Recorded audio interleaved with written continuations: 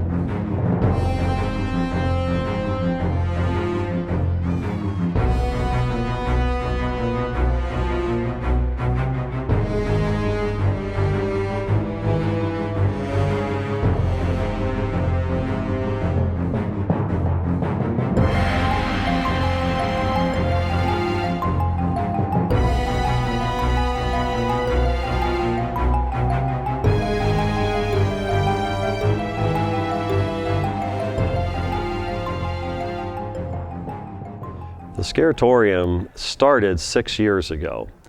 It was right after we had finished, Nina and I, my wife, we had finished being consultants for the Columbus Clippers, and we ran a haunted attraction called Terror Park at Cooper Stadium. They had moved to a new baseball stadium, and they said, you know, let's go for a couple of years without running a haunt. So Nina and I discussed it, and we ended up leasing space and starting our own haunted attraction. We were there for 2 years, and we actually drove so many people into the shopping center that what they thought was a dead shopping center turned out to be very lucrative. So somebody came in and offered the landlord more money than we could afford to pay them. So we got bumped from that location. We moved to a second location, and we were there 2 years, and the shopping center sold the shopping center to an apartment complex. So we had to move out of there. And we found a new home here at the Northland Plaza, and we signed a 4-year lease with a 3-year option. So we have the ability now to stay here 7 years. The ScareAtorium, the building we're in is 40,000 square feet. The Northland Asylum covers about 12,000, maybe almost 13,000 square feet. And Rip's Funhouse in 3D is just under 10,000 square feet. We generally use around 70 performers a night between both attractions. We hired 180 performers, and we use 70 to 75 each night of operation.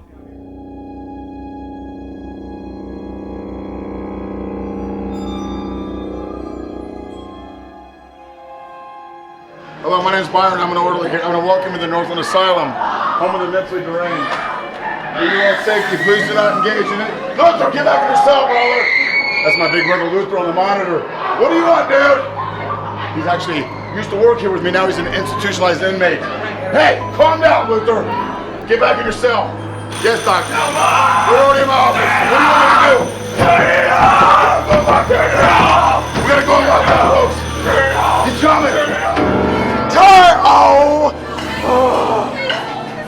Get down! No! No, my God, no! Get out of here, hurry! Help me! Come on!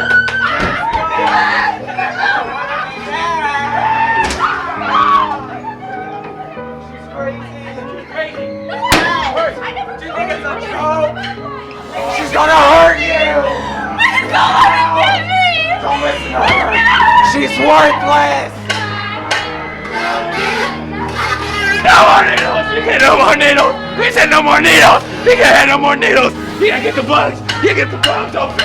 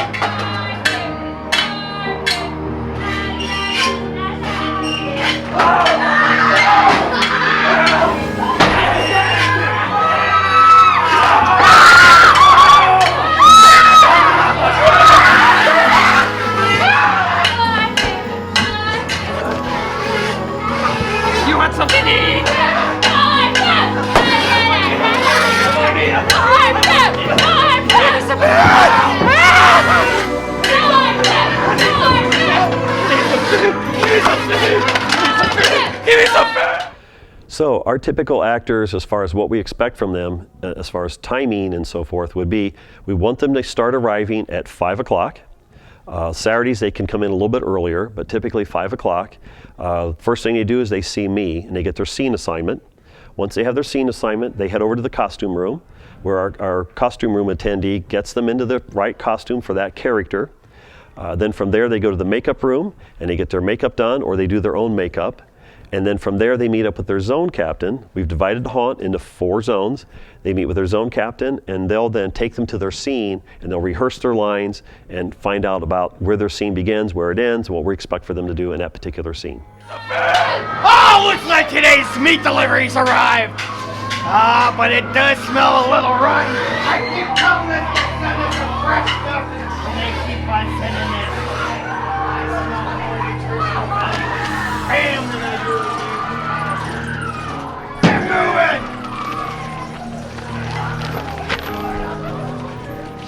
Fresh meat to keep me warm.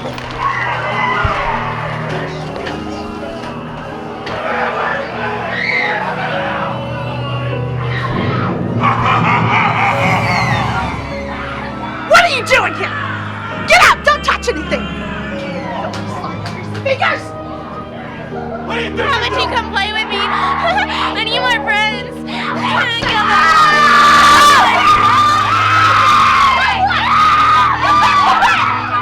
away from the children! Don't touch them! They're crazy! They're in there for a reason! So, what kind of staff would you use, volunteers or paid staff? I've run haunts both ways, and I go with paid performers. If you go with volunteers, they're not reliable, they're not dependable. Their friends come into the scene and they want to take off with their friends and walk through the rest of the haunt with their friends because they're not being paid. They're a volunteer. So I highly recommend you go with paid performers. And we use contractors. They all become subcontractors working for you. And it reduces some of your liabilities and some of your expenses if you go with that route. But that's what I recommend would be to go through with paid performers, and by paid performers I mean subcontractors. And they all have to sign contracts with you.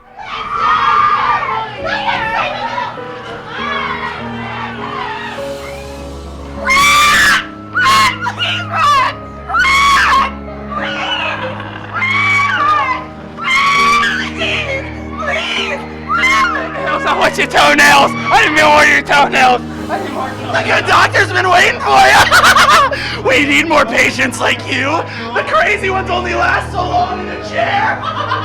Stay go, it doesn't matter! No matter where you go, we'll always find you! So what do we do to keep the actors returning? We treat them right. We do a lot for our actors to keep them coming back. And right now, we get about an 80 to 85% return rate on our actors.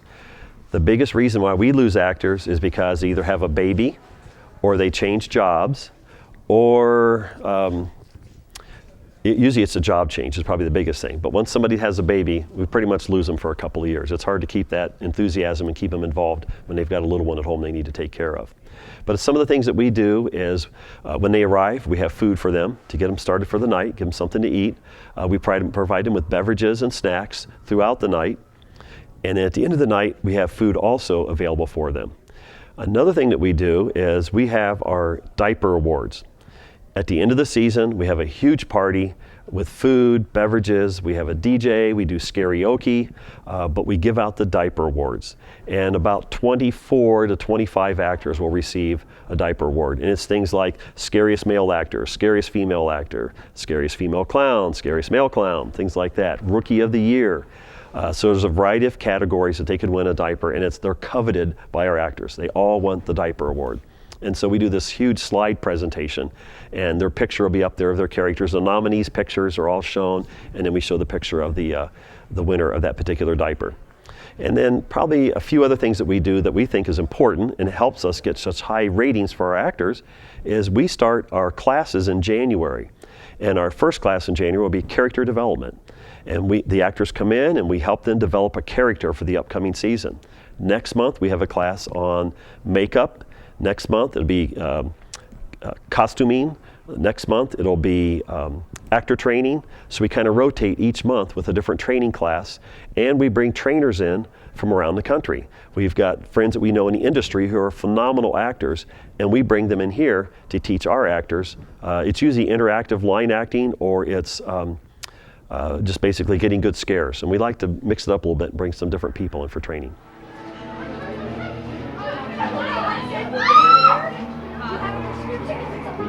You have a prescription from Dr. Hertzlot?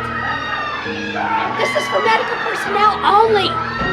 But I have some happy pills if you want to cheer. That's what helps me stay out here and deal with it. I show you way.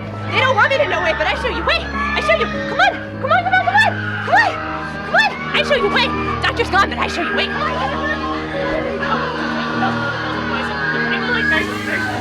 Crawling like bugs! Magic creatures. You have to cut them open to let them out. And you can't trust them because it's poison. I saw it was poison. Go this way. I know the way. I know way. It's go this way. Go this way. She showed me the way. She knows the way out. No. Go this way. Go this way. I know way. Follow me. Come on. Follow me this way.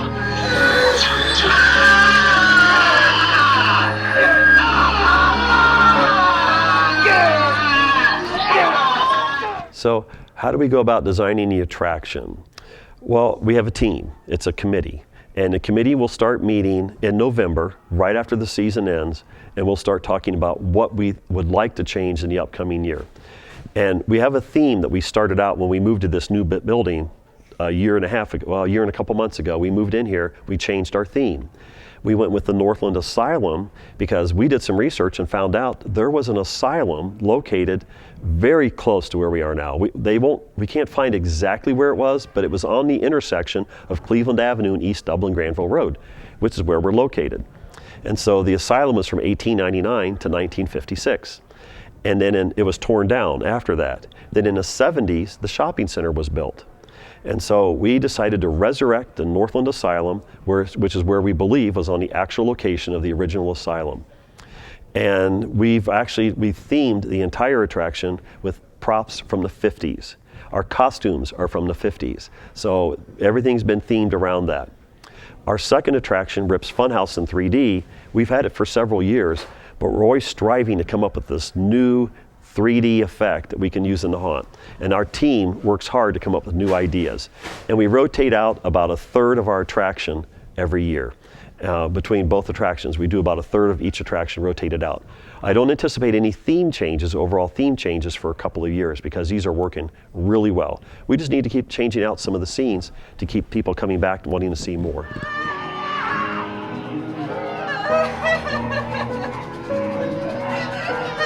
Time for your surgery! I'm on the operating table with you!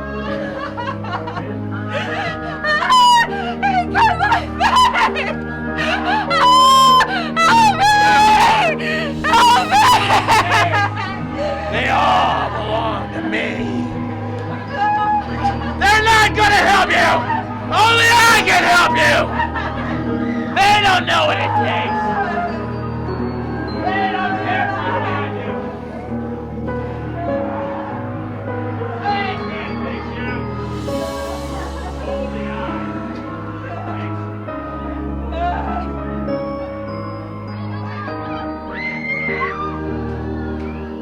Help me! Please help me! We're gonna kill you! Take your pills! Pills! Pills! Pills! Take your pills! Take your pills! I don't need my pills! I'm not crazy! Please. Ah! I'm not crazy! Take me with you! Don't leave me! I'm not crazy! Let me out!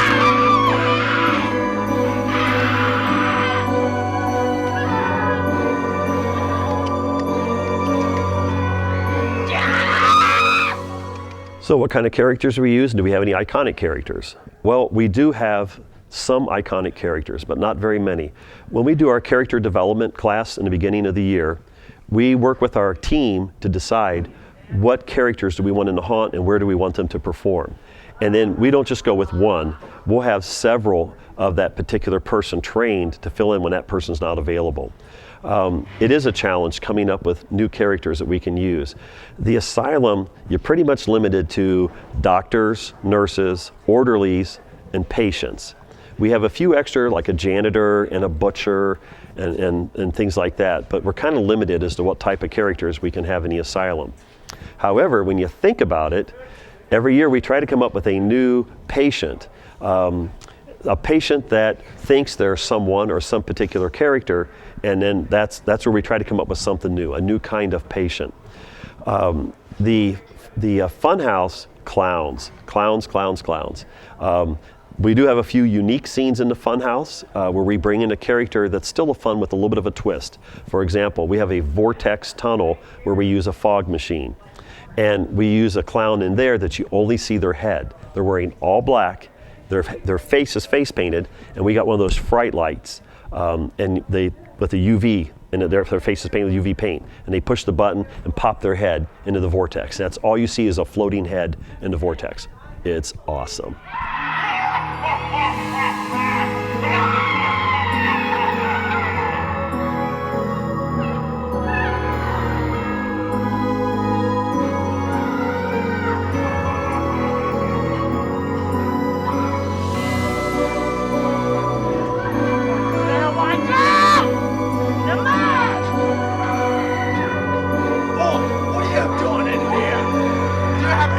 How hard it is to clean up the bright mud?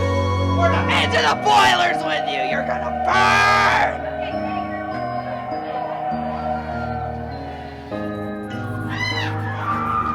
Get out! I thought I told you to scram! This thing's even haunted.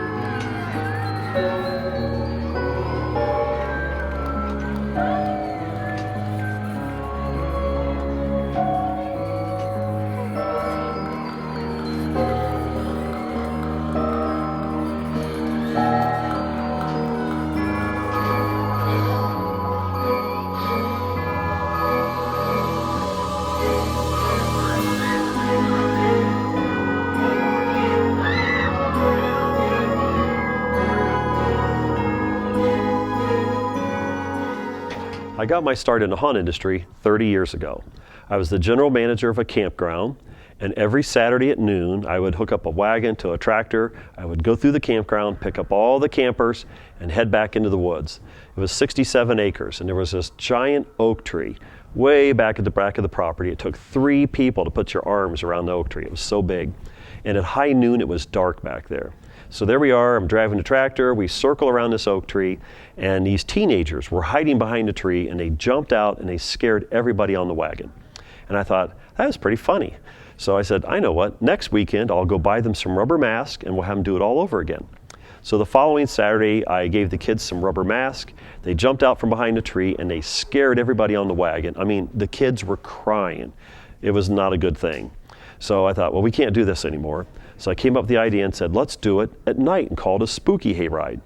So we went back into the woods. We had some private, primitive campsites back there, and we built some campfires. And we gave the kids the rubber mask, and we promoted it as a spooky hayride, and it was very popular. Every weekend we did this. One night, this is in May and June.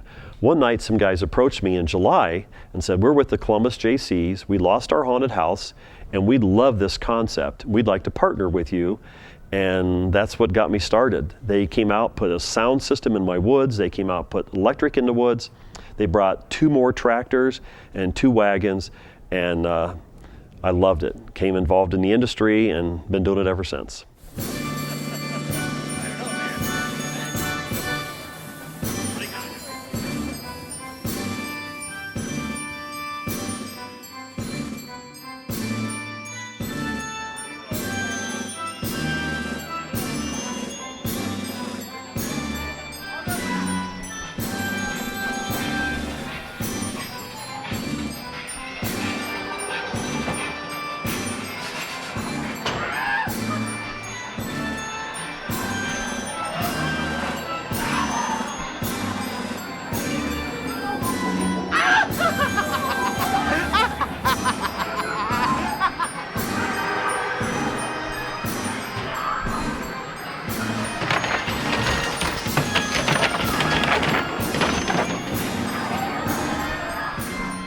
There's some new trends out there in the industry, and to be honest with you, I'm not a fan of them.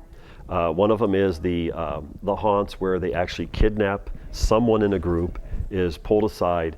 I don't like that because I'm afraid that a patron is going to get injured or one of the actors is going to get injured. I've heard from some of the haunts that do this now that they have trouble keeping actors because when they grab somebody out of the group, sometimes they get kicked, sometimes they get punched.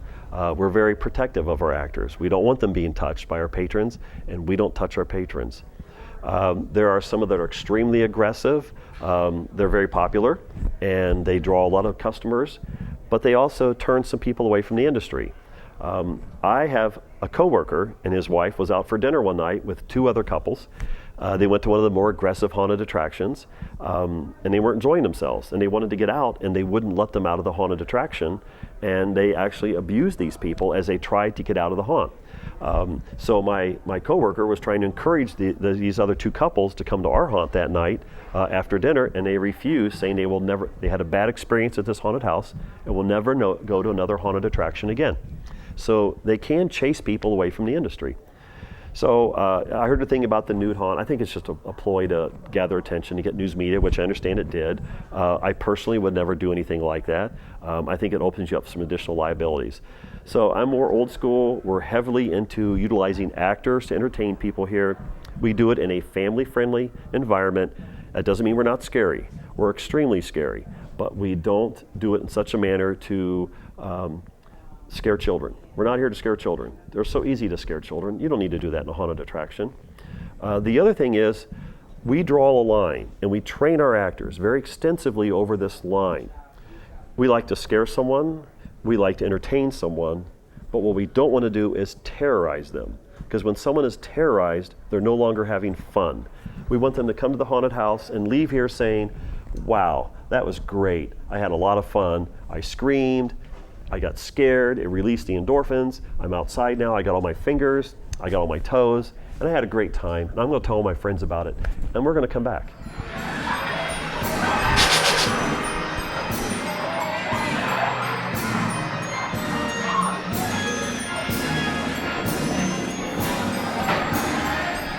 One thing outside the box, and you can just go through it! Ah!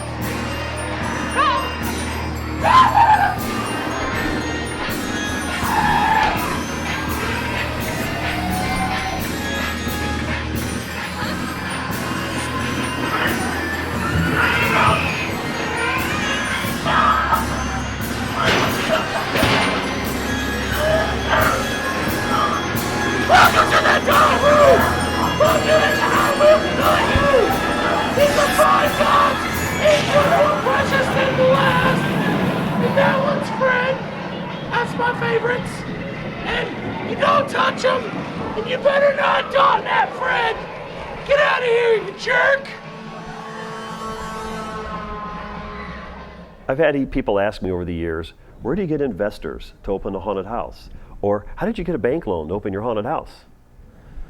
Well, I didn't do either of the above. My wife and I cashed in our 401k plans, our investments, our retirement money, everything we had, took out a second mortgage on our home, and that's where we got the money to get started in the haunted house industry. We did talk to banks in the beginning, and banks weren't interested because you're a seasonal business. What do you open, 12, 14, 15 nights a year? Bank's not going to loan you money for something like that, especially in this economy.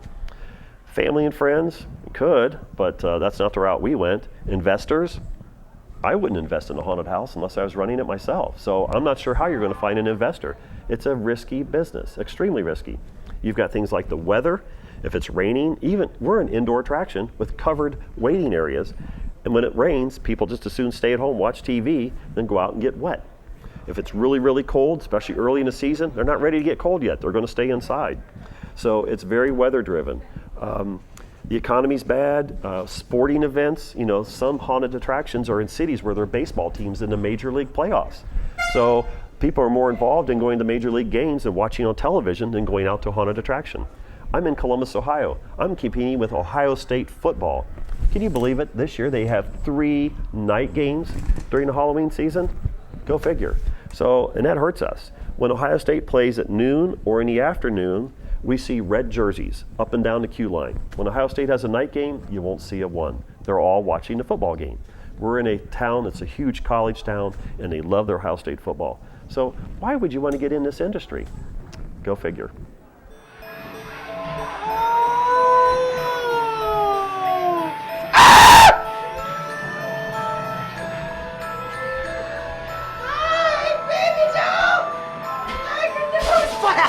Have some fun.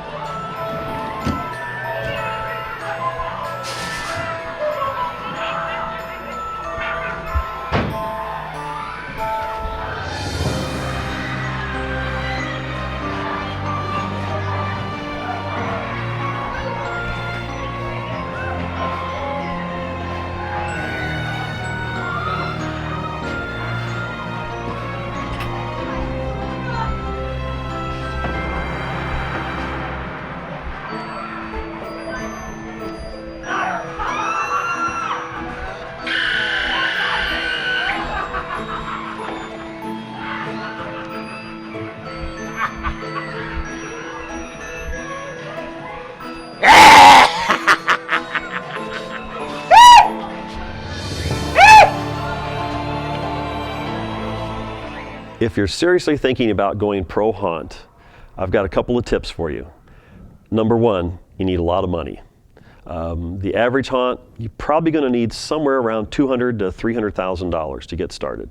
Might sound crazy, but that's what you're going to need. You're not going to make a profit your first year. You're going to need to be able to carry the business on the average 3 years is about where you're going to start to break even. Number two, take classes. Go to the conventions, Midwest Hunters Convention, Transworld, HauntCon, places where you can get classes on getting started in the industry. Right now, you don't know what it is that you don't know. And the only way you're going to find out is to get some education, get some training, find out as much as you can about this industry before you get started in it. Another great tip would be to go to huntersdigest.com because they've got fantastic tutorials and opportunities for you to learn as much as you can about the industry through their publications. And probably my last tip of advice is don't do it for the money, do it for the love of the industry because you got to love your job. If you're not loving your job, you're going to hate doing this because you're going to put in a lot of hours for very little pay until things start to turn around.